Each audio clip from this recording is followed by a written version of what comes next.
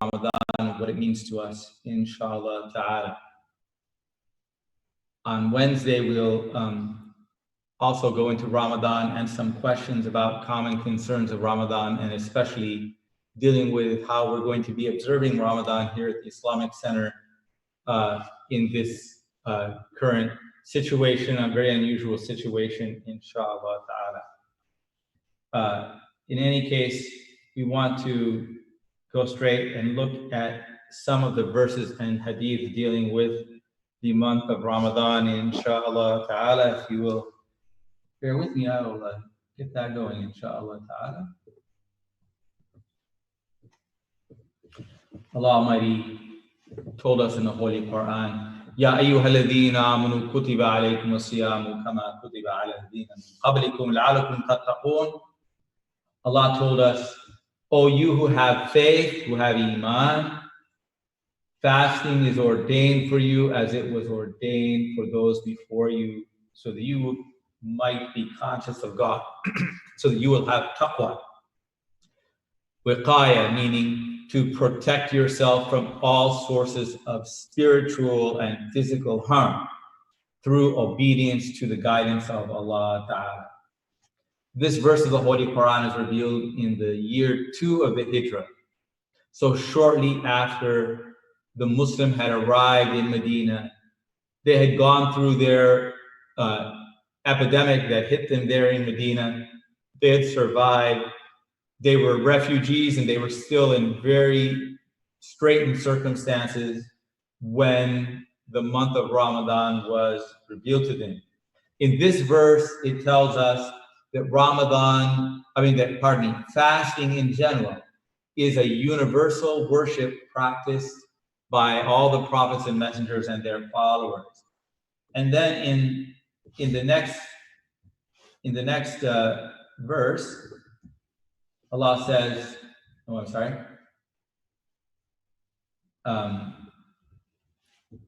Ayyam al-ma'dudat, that it is certain limited particular days.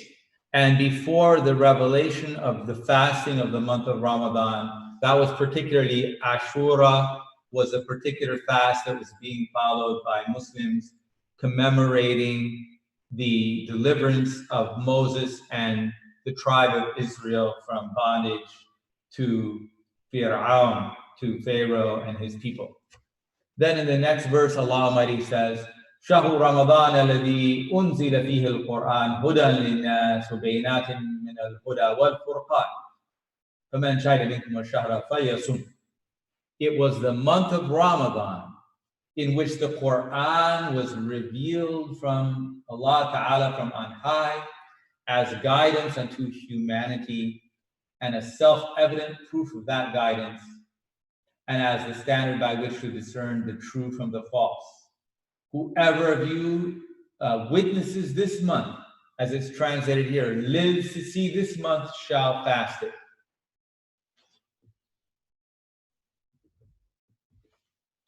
A lot of people assume that Muslims made up the fast of Ramadan. Just as in different religions, people made up certain holidays and festivals or their tradition, but of an obscure origin. And they think the Muslims said, well, you know, the Quran was revealed in the month of Ramadan, so let's fast Ramadan. But in fact, in the entire period in Mecca, more than 13 years, as well as 2 years in Medina, so 15 years total, Muslims did not fast the month of Ramadan.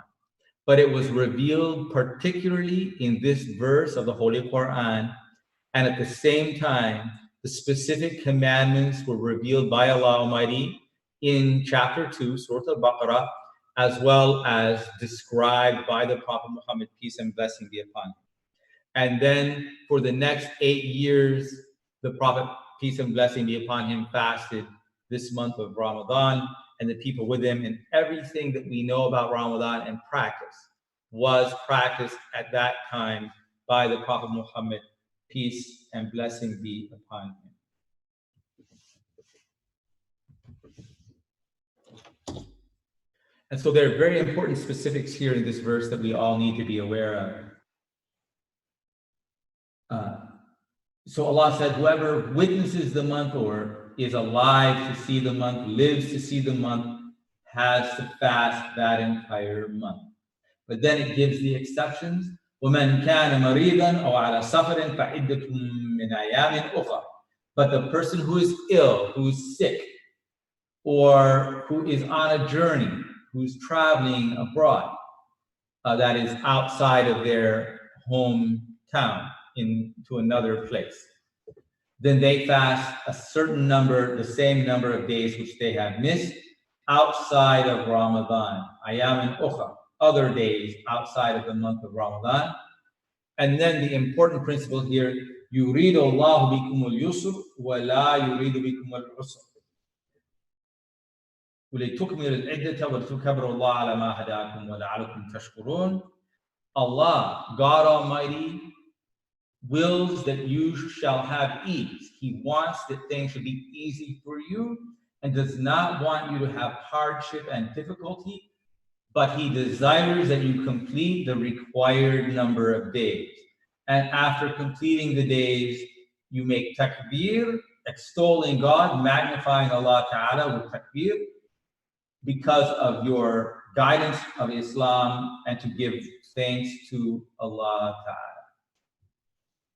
The important thing for us to learn here is that the month of Ramadan is a blessing from Allah Ta'ala to guide us to taqwa, to true piety, and protect us from physical and spiritual harm that could come upon us, to strengthen us and help us to be patient and persevere, inshallah ta'ala, in our practice of Islam.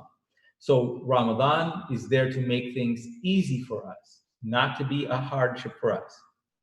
And so although in Ramadan, we fast many hours every day, from Fajr, from dawn, which is before sunrise, at least an hour to an hour and a half before sunrise, until after the sun has completely set below the horizon at Maghrib time. For that entire time, we have to fast from food, drink, sexual behavior, or intimacy that is out of the limited bounds that are approved in a time of fasting.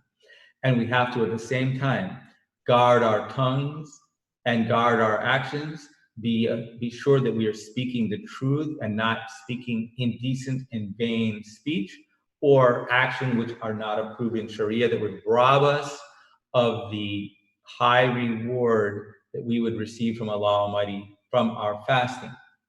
And so that fasting, while it is something that is could be considered difficult, even for a healthy person, the benefit of fasting far outweighs any difficulty.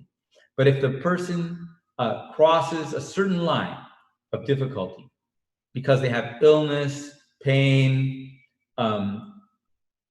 they are traveling, they're in extremely dire situations where fasting would not produce the intended result, but in fact, the potential harm of fasting would outweigh the benefit of fasting spiritually and physically, then Islam does not allow such persons to endanger their lives and health or to bring harm upon themselves.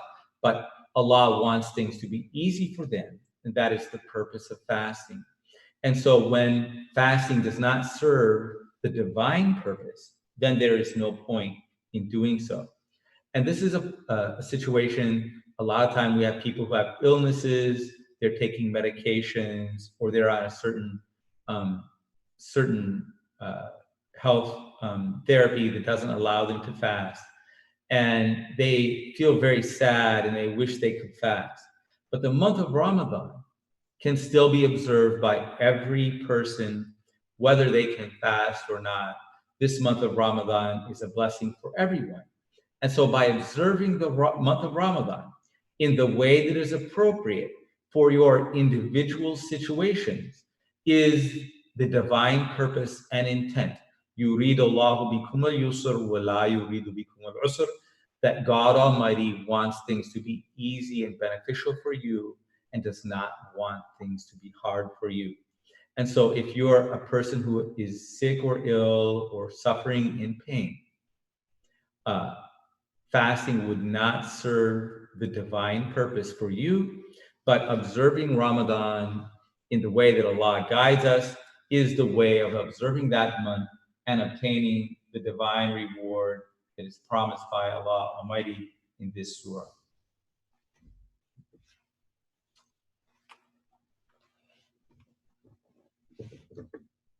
And so Allah Almighty tells us if we were not able to fast in the month of Ramadan, that we make up those days at another time. But there are people who are not able to make up those days because their illness is continuous and they are not relieved from that illness. And they were referred to in the previous verse as Allah Almighty said about them, وَمَنْ كَانَ مَرِيضًا أَوْ عَلَى سَفَرٍ فَعِدَّةٌ مِنْ أَيَّامٍ أُخَرَ. I'm sorry.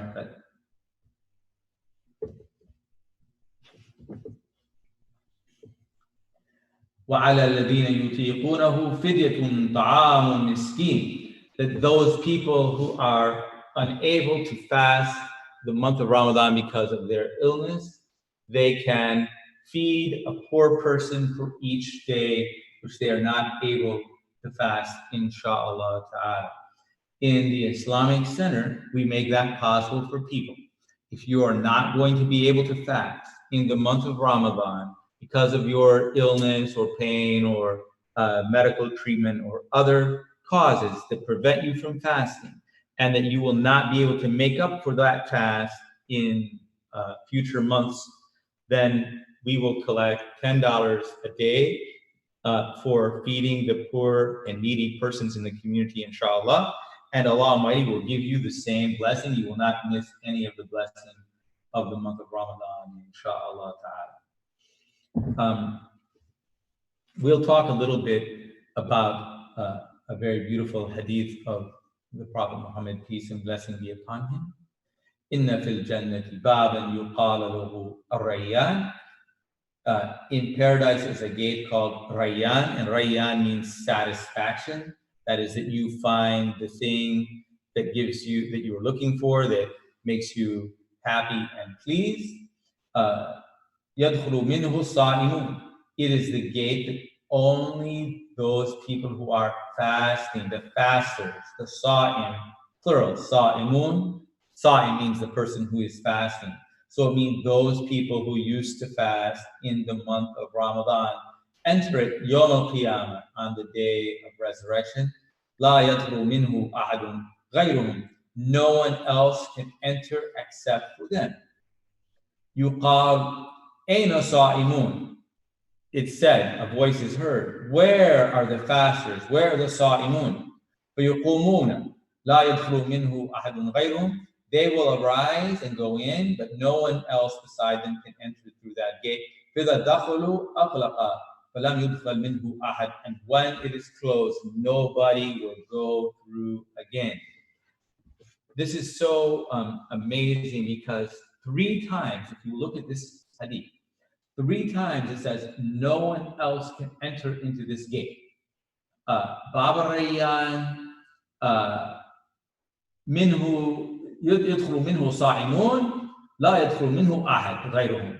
And then it says أين صائمون, where are the fasters? فيقومون, and they get up. لا يدخل منه أحد غيرهم, no one else will enter beside them. And then the 3rd time, فإذا دخلوا, after they have gone in, أغلق, the door is closed, فلم يدخل منه أحد, and no one will ever go into that gate again. So this is a really amazing hadith of the Prophet Muhammad, peace and blessing be upon him. So in the hadith, there are 8 gates of paradise, and this one is an exclusive gate. And 3 times the Prophet Muhammad, peace and blessing be upon him, emphasized that it's exclusive. So it implies that as-sa'im, the person who is fasting, is the person who is a truly fasting, keeping the sunnah keeping their words and deeds pure for the sake of Allah, free from every haram and distraction. In other words, the people who are really spiritually there, fasting and intently observing the month of Ramadan, not people who are passively fasting the month of Ramadan. I'm not implying that the people who are passive in fasting don't enter paradise, the opposite, but they don't enter into this door or to this gate. And the reason is that there are billions of people who fast. When I was a young person and Ramadan was in the summer, we lived in Mecca, very hot, of course, 50 degrees Celsius, 120 degrees in the daytime. And people would basically be given the whole summer off. The whole month of Ramadan was a vacation, no school, no work for many people. And they would literally stay up after Fajr every day in Ramadan until sometime before Dhuhr. And then they will fall asleep, go to sleep before Dhuhr, and wake up shortly before Maghrib. And so they went through the whole month of Ramadan year after year in such a way. And there are a lot of people who, even in the month of Ramadan, have a very difficult time avoiding forbidden actions, words, have a difficult time with their prayers, sadaqah, charity, and reading Quran, all the things that are recommended, as well as the things that are obligatory for us in the month of Ramadan and any other time. And so a lot of times you could pass through the whole month of Ramadan, eating and drinking at your iftar and dinner and banquets and buffets, all the way to suhoor, as people will do, and actually gain weight in the month of Ramadan, subhanAllah, and not even be aware of the month other than as a great feast where day and night are inverted and they are awake all night and sleeping all day. And so those people, while they're technically sa'imun, they're keeping, at least trying to keep the letter of the law, so to speak, but in fact, they're not observing the spirit of it. And so they may not be included among those people who are called as-sa'imun here in this verse, because the verse is emphasizing the exclusivity of as-sa'imun.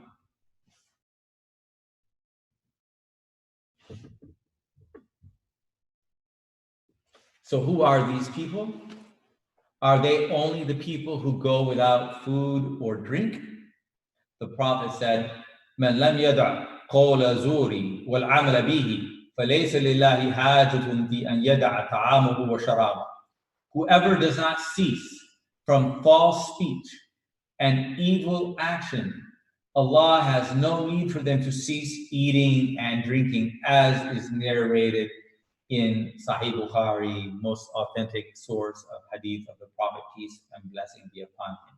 So this is pretty clear that the level of sa'imun is not simply not eating and not drinking food or avoiding sexual intercourse during the daytime hours of Ramadan, but it also means avoiding false speech and evil action while you are fasting and when you're breaking your fast, day and night in the month of Ramadan. Because if you're not able to avoid those, then you're only going hungry and thirsty. As the Prophet, peace and blessing be upon him, said, there are some people who get nothing out of fasting except being hungry and thirsty. And so they're not getting what is intended by Allah Ta'ala in making the month of fasting to be about yusr, about ease and safety and security. The Prophet, peace and blessing be upon him, told us, "As-siyamu junnah," that fasting is a shield, a protection. And so fasting is something that gives us spiritual protection from arrogance and hard-heartedness. It humbles our heart and brings us closer to Allah Ta'ala. And it provides us protection of our health and many health benefits as well. But gives us a spiritual protection that will keep us far from forbidden words and deeds in the month of Ramadan and outside of the month of Ramadan. And so if Allah wants al-yusr, which is ease and comfort, and the month of Ramadan, even though it involves hardship, is so important for us to follow, it means that the protection that we get from fasting from our evil words and deeds, as well as from food and drink, that alone would outweigh the difficulty of going hungry and thirsty over many, many hours in a very hot, arid part of the world for multiple hours in long days of the summer in Arabia and other countries in the similar climate. And so it is this junnah, or protection and shield, that is provided for us, that if we are sincerely fasting, actively fasting, we are protected, and therefore we receive multiple rewards in this life and the hereafter from our fasting in the month of Ramadan. As the Prophet said, peace and blessing be upon him, as-siyamu junnah, fasting is a shield. So when one of you is fasting, they should not use foul speech or foolish talk. If someone attacks you or insults you, then say to them, inni sa'imun, I am fasting, I am fasting. And this is because the person who is fasting must not violate the spiritual benefit of their fast by evil and foolish talk or foul deeds and foul words, inshallah ta'ala. The person who accidentally slips up and says something like that, or does it because their character needs some education and guidance, it doesn't mean that their fasting is batil, it's voided, and they receive no reward. It means they lose the spiritual shield that Allah provides us during fasting to protect us spiritually and physically from harm, and to enable us to enter into the exclusive Bab al-Rayyan, the gate of satisfaction in paradise, inshallah ta'ala.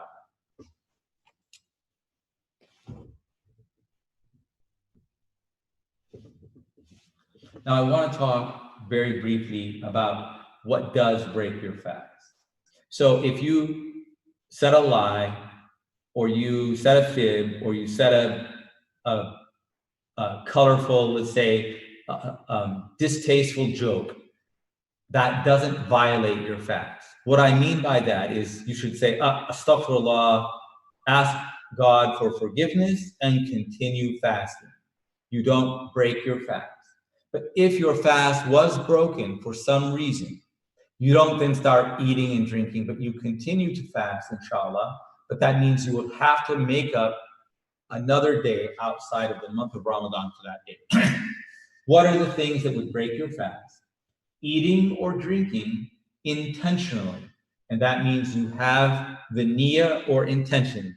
You say to yourself, I'm sick of fasting, I'm hungry, I'm just going to sneak a cookie or a protein bar or whatever, or a sip of tea or coffee. No, all those things then would violate your fast. But you must continue fasting. You're not allowed to eat and drink. It's haram. It's forbidden for you to eat or drink before Maghrib. Nor are you allowed to continue, but as soon as you realize, astaghfirullah, God forgive me, I have intentionally violated my fast, you have to resume fasting until Maghrib, and then break your fast at Maghrib. But then you have to make up that day sometime in the future, and as well as pay a penalty for that, inshallah ta'ala. The other thing is intentionally engaging in sexual intercourse, which is called al-jima' in Arabic language. That means that the person doesn't simply engage in foreplay or pleasurable touching of their spouse, but that they go all the way in that case, and that violates their fast of the month of Ramadan and is extremely serious. And so in the hadith Qudsi, where the Prophet Muhammad, peace and blessing be upon him, in Bukhari and Muslim, two very authentic sources of the Sunnah, the Prophet, peace and blessing be upon him, narrates in his words from Allah Almighty, يَتْرُكُ طَعَامُهُ وَشَرَابُهُ وَشَهْوَتُهُ مِنْ أَجْلِ. The person abandons their food, drink, and their shahwa, their lust or their physical desire, that is their intimate desire, for the sake of Allah Ta'ala.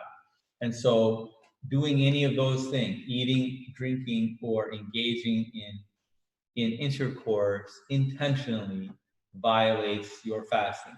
If someone forgets as soon as they remember, they continue fasting, then Allah Almighty will forgive them, inshallah. The next thing that violates fasting in the month of Ramadan or any time that you're fasting is al-istiqa, which is to make yourself vomit, not accidentally vomiting, not burping up, but if you intentionally, like a person, for example, they accidentally eat some food, then they say, oh, astaghfirullah, then they make themselves vomit that food up, then that violates. So if you unintentionally ate or drank something, that is not a violation. It is Allah Almighty who has fed you or given you drink. But when you intentionally vomit, which is a very harmful act, that violates your fasting and you have to make up that day. The other thing is al-hayd, menstruation, or bleeding from childbirth. Those things break the fast, so you have to fast other days. If you start the women's courses during your fast, then as long as you are in that period, you don't fast and you make it up in future months, inshallah. And al-ihtijam, which is bloodletting, cupping, that is causing blood intentionally to be taken out of your body for purposes of, they used to have a certain kind of folk medicine in those days, and that violates fasting as well, and is forbidden by the Prophet Muhammad, peace and blessing be upon him. Which things do not violate your fast? Accidentally eating or drinking, as the Prophet said, peace and blessing be upon him. Whoever eats or drinks out of forgetfulness when they are fasting should complete their fast, for it is Allah who fed them and has given them drink, as narrated in Bukhari and Muslim. Eye drops, ear drops, having a syringe in your ear, nose drops that don't, not involving inhaling it so that it potentially goes down into your throat, or nasal spray, that thing, but you have to avoid swallowing it, inshallah ta'ala. And if it's something that is going to go in there into the throat, you should avoid that, inshallah. Brushing the teeth, whether with a miswak or with toothpaste, does not invalidate the fast, but you should try to avoid swallowing any of the toothpaste. And it's better probably to use very small amount, inshallah, and of course to spit that out, not to swallow it intentionally, inshallah. Unintentional swallowing does not invalidate the fast. The Prophet, peace and blessing be upon him, told us, when you make istinshaq, that is when you make wudu and you inhale the water into your nose, you do that deeply. But when you're fasting, you do not do so. But that means you put the water in just in the beginning part of your nose, and then you snuff the water out. You don't snort the water into the back of your nose so that it goes into your throat, inshallah ta'ala. So if accidentally some of the water goes into your throat, it does not violate the fasting. If it did, then the Prophet, peace and blessing be upon him, would have forbidden us from istinshaq during fasting. but he permitted us to make istinsha, but not deeply, just in the small, in the first part of the nose, inshallah. Nor does loss of a small amount of blood, whether from the nose or the tooth or any other part, a small amount of blood that you will cover with a Band-Aid or something doesn't cause harm, inshallah.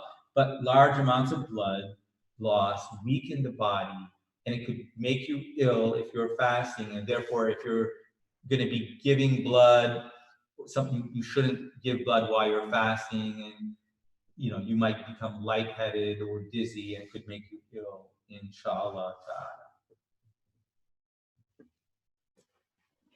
This month of Ramadan will begin, inshallah, on Jummah, on Friday. Wednesday evening, same time, 8 o'clock, inshallah, we're going to talk more about Ramadan and answer some of the common questions. We're going to have a program here every night in the month of Ramadan, inshallah. We're going to have our imams reciting every day a juz of the Quran, and I'm going to provide detailed summary, tafsir, and interpretation of those verses of the Quran. So you can gather together with your family, have your iftar, listen to the Quran, listen to the interpretation of Quran. And of course, we recommend to you to read yourself from the Quran and use the tafsir and interpretation as a way of having tadabbur and deep contemplation of the meaning of the Quran, so that by the time we finish this month of Ramadan, we'll have really increased our knowledge of Allah's book. And that is the purpose of the revelation, as Allah said, that after we have completed our fast, we magnify Allah with takbir, Allahu Akbar, and have gratitude to Him for His hidayah and guidance to us, to Islam, through the Quran and through the Prophet Muhammad, peace and blessing be upon him. So I look forward to sharing that with you and being with you every night in this coming Ramadan. And so we will have our community together every evening as a virtual community, inshallah. May Allah Almighty enable us to all see and experience this month of Ramadan and give us a special spiritual blessing in this holy month, and give Junnah, strength and protection to all of our family and community members. Barakallahu feekum. Wassalamu alaikum wa rahmatullah.